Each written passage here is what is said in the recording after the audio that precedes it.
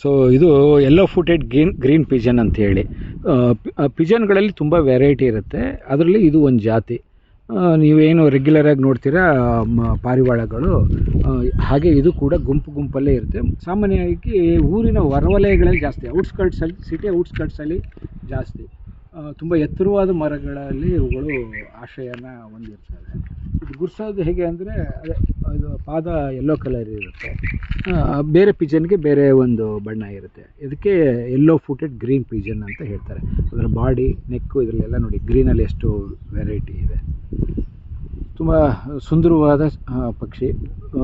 ಯಾವ ಕಾರಣಕ್ಕೆ ಸತ್ತೋಗಿದೆ ಅಂತ ಗೊತ್ತಿಲ್ಲ. ಮೋಸ್ಟ್ಲಿ ರೆಕ್ಕೆಯಲ್ಲಿರೋ ಮೂಳೆ ಮುರಿದು ಹಾರಲಿಕ್ಕಾಗದೆ, ಆಹಾರ ಸಿಗದೆ ಮೋಸ್ಟ್ಲಿ ಸತ್ತಿರ್ಬೋದು ಅಂತ ಕಾಣಿಸ್ತದೆ. ಬೇರೆ ಯಾವುದೇ ಗಾಯಗಳು, ಗುರುತುಗಳು ಇದರಲ್ಲಿ ಕಾಣಲಿಲ್ಲ.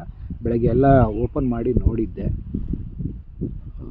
ಸೊ ಇರುವೆ ಹತ್ಕೊಂಡಿದೆ. ಸೊ ಸಹಜವಾಗಿ ನ್ಯಾಚುರಲ್ ಆಗಿ ಇದು ಡಿಕಂಪೋಸ್ಟ್ ಆಗಲಿ ಅಂತ ಹಾಗೇ ಇಟ್ಟಿದ್ದೀನಿ.